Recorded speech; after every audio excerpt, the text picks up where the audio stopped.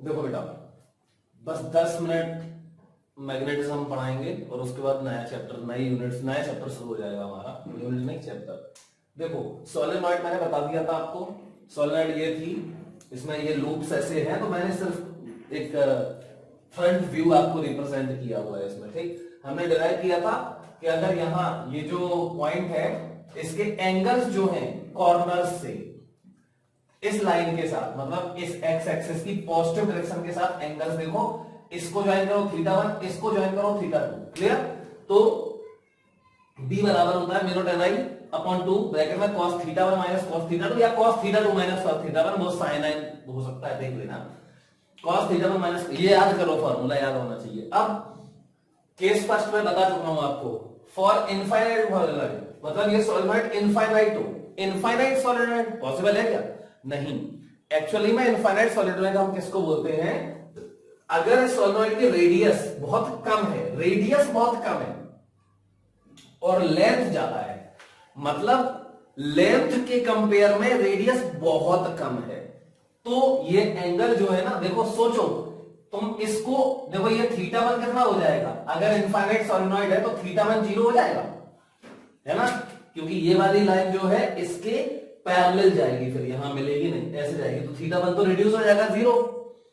अब अगर मैं इसकी रेडियस को कम कर दूं, देखो ये रेडियस कम है, कम कर दूं अगर, मतलब ये वाली लाइन जो है उसको और पास कर दूं एक्सिस के बिल्कुल पास, मतलब ऐसा कुछ, ऐसा, ठीक, और ये एक्सिस है, समझ रहे हैं ना? मतलब इस पॉइंट से ये जो डिस्टेंस है r, उसको कम कर दूं तो देखो ये θ रिड्यूस हो जाएगा, θ1 रिड्यूस हो जाएगा, समझ गए ना? तो ये θ1 देखो कितना कम हो जाएगा, देखो θ1 टेंडिंग टू 0 हो जाएगा, और θ2 जो ये वाली लाइन से था, ये θ2 वो टेंडिंग टू 180 हो जाएगा। क्लियर? इसलिए जब थिकनेस बहुत कम होती है लेंथ के कंपेयर में, तो हम इसको सोलेनॉइड कैसे बोलते हैं? इनफाइनाइट सोलेनॉइड है।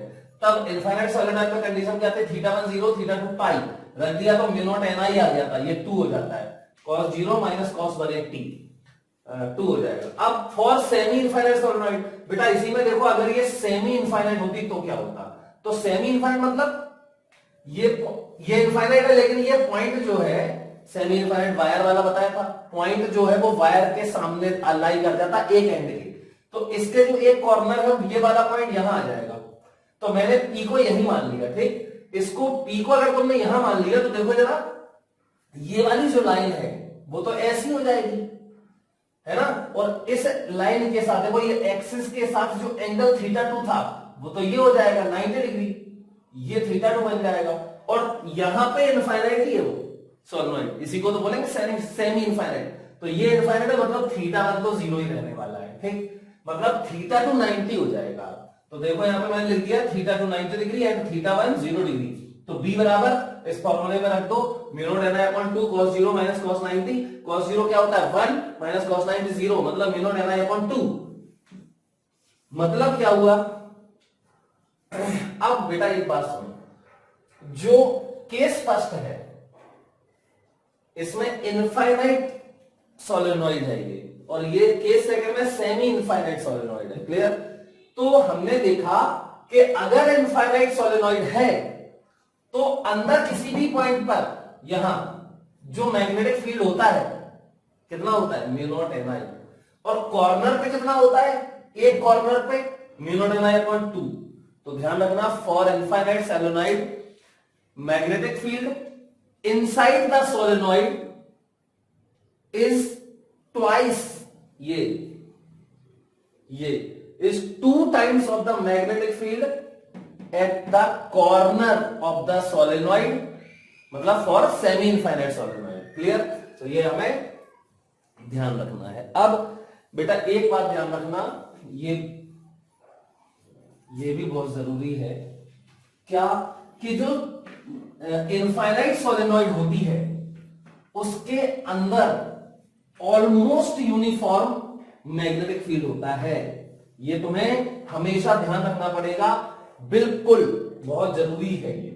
तो क्या बताया मैंने, देखो ये सोलेनॉइड बताई थी कल आपको हमने, ठीक, और इसमें ऐसे लूप्स थे, है ना, ऐसे तो तो करंट जा रही थी, बहुत सारे लूप ही तो इमेजिन करते हैं। तो यहां पे जो मैग्नेटिक फील्ड होती है, मैं ये बोल रहा हूं कि यहां से पूरी मैग्नेटिक फील्ड अंदर हर जगह ऑलमोस्ट यूनिफॉर्म होती है, लेकिन कब? जब ये इनफाइनाइट सोलेनॉइड है। तो लिख लेना नोट में, मतलब यहां फील्ड में मैग्नेटिक फील्ड है ऑलमोस्ट पैरेलल होती है और इक्विडिस्टेंट होती है। तो ये जरूर लिख लेना, इनफाइनाइट सोलेनॉइड के भीतर हर जगह मैग्नेटिक फील्ड कितना होता है? Almost same uniform magnetic field होता है। एक्चुअली में ये इसी की हेल्प से यूनिफॉर्म मैग्नेटिक फील्ड प्रोड्यूस भी करते हैं, ठीक। अच्छा, लेकिन इसके बाहर बहुत दूर दूर हो जाती है मैग्नेटिक फील्ड लाइन, बहुत दूर दूर। तो बाहर ऑलमोस्ट जीरो होता है, बाहर ऑलमोस्ट नेग्लिजिबल होता है। क्लियर? ये ध्यान रखना है अपन को। चलो, अब ये तो सोलेनॉइड थी, है ना। अब हम आपको बताते हैं थोड़ा सा टोरॉइड के बारे में। टोरॉइड क्या होता है? टोरॉइड, जैसे अब ये सोलेनॉइड थी ना, जो जैसे मान लो ये सोलेनॉइड है, ये है सोलेनॉइड। अब इसको तुम ऐसे सर्कुलर मोड़ दो, ऐसे ऐसे मोड़ दो, तो ये बन जाएगी टोरॉइड, मतलब इसमें एंडलेस हो जाएगी ये। तो endless solenoid is called toroid. तो देखो मैं बना रहा हूं टोरॉइड, ये तो मैंने पहले टोरॉइड की एक्सिस बनाई। अब वायर्स बस लपेट लें और क्या है, लो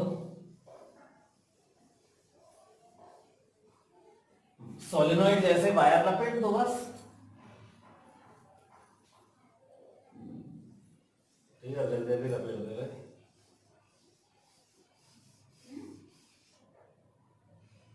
ये हो गया देखो, ठीक।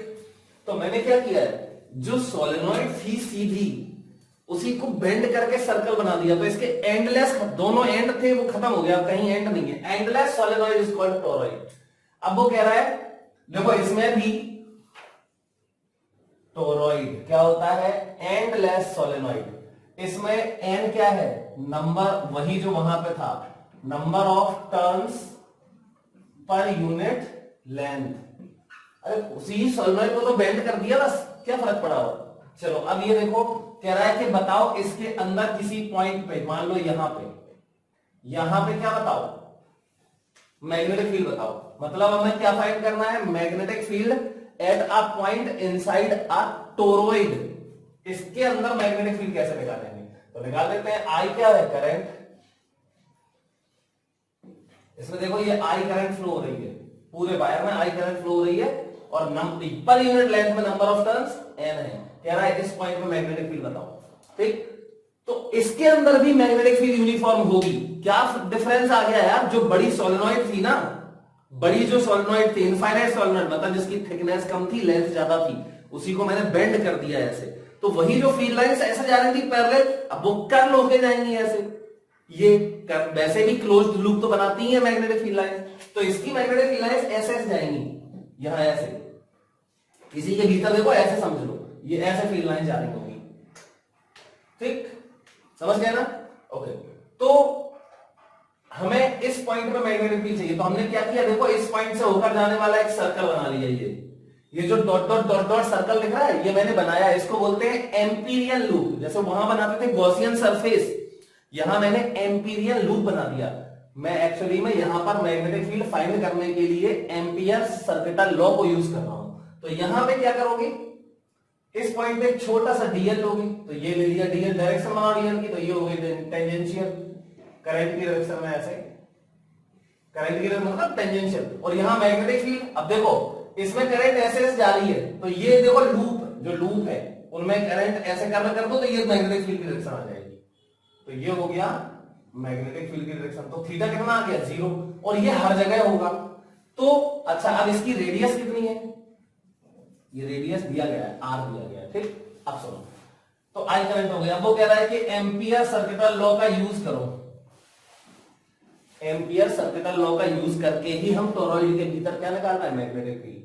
तो एम्पियर सर्किटल लॉ या थ्योरम क्या होता है? Integration for a closed loop B dot dl बराबर mu naught times of total current. Clear? चलो बेटा, अब ध्यान देना यहां पे, I enclosed।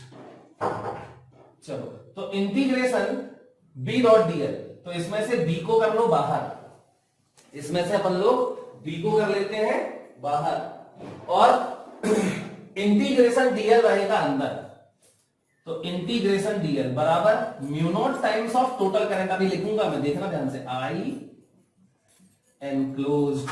क्लियर? अब देखो बी डॉट डीएल, इसका बताओ ये डीएल का इंटीग्रेशन क्या आएगा, ये पूरा सर्कुलर लूप की लेंथ मतलब 2 पाई आर, तो b इंटू 2 पाई आर बराबर म्यू नॉट टाइम्स, अब आई एनक्लोज्ड बताओ, तो आई एनक्लोज्ड के लिए देखो ये जो सर्कल आपने बनाया है, इस सर्कल में कितना करंट एनक्लोज किया है ये चाहिए हमें। तो पहले तो एक बात बताओ, इस सर्कल में ये जो सर्कल, ये वाला सर्कल है, ये वाला सर्कल जो हमने एम्पीरियन लूप बनाया है, इस लूप, ये लूप कितने वायर्स से होके जा रहा है, ऐसा पूछ रहा हूं मैं। जैसे ऐसे समझ लो, मान लो एक कोई रिंग है, एक रिंग है, चलो ये है रिंग, देखो ये एक रिंग है, ऐसे देखना, ये रिंग है, इसमें ऐसे करंट फ्लो हो रही है, ठीक। अब मैं क्या करूं, इसके भीतर से एक लूप बना दूं, ऐसा देखो, ऐसा इसके भीतर से एक लूप, समझो इसको, ये रिंग है और इसके भीतर से एक लूप ऐसे बना दिया, तो बताओ इस लूप ने क्या इसकी करंट को इनक्लोज किया? बिल्कुल किया। देखो ये करंट जा रही थी, इसने इनक्लोज कर दिया। जो हमने लूप बनाया है ये, इसके भीतर से देखो करंट जा रही है, ये आ रही, देखो ये करंट ऐसे जा रही है ना, तो इस रिंग की करंट को इस लूप ने एनक्लोज कर दिया। क्लियर? ऐसे ही इसमें जितने भी टर्न्स है, देखो जितने भी टर्न्स है, देखो हर टर्न में करंट है, करंट किसमें है? हर टर्न में, एक भी टर्न ऐसा नहीं इसमें करंट नहीं होगी, और सारे टर्न, ये देखो हर टर्न को इस एम्पीरियन लूप ने कवर भी किया है। देखो जैसे इस एक लूप यहां पे दिखाया है मैंने इसका, ऐसे एक ही थोड़ी, 1 2 3 जितने भी हैं सब इसने एनक्लोज किए, सबकी करंट को इसने एनक्लोज किया है। इसका मतलब टोटल करंट क्या होगी? Total number of turns into एक टर्न की करंट। तो टोटल नंबर ऑफ टर्न्स कितने हैं? अब देखो पर यूनिट लेंथ में टर्न कितने हैं? n, तो n है पर यूनिट लेंथ में टर्न्स। इसकी पूरी लेंथ कितनी है? 2 पाई आर, तो 2 पाई आर इंटू n और इंटू एक लूप की करंट आई। ये समझो टोटल नंबर ऑफ टर्न्स कैसे निकाला? Total length into per unit length में टर्न और इंटू करंट, एक लूप की करंट। क्लियर? तो देखो ये 2 पाई आर खत्म, तो b बराबर क्या आ गया? Mu not an I.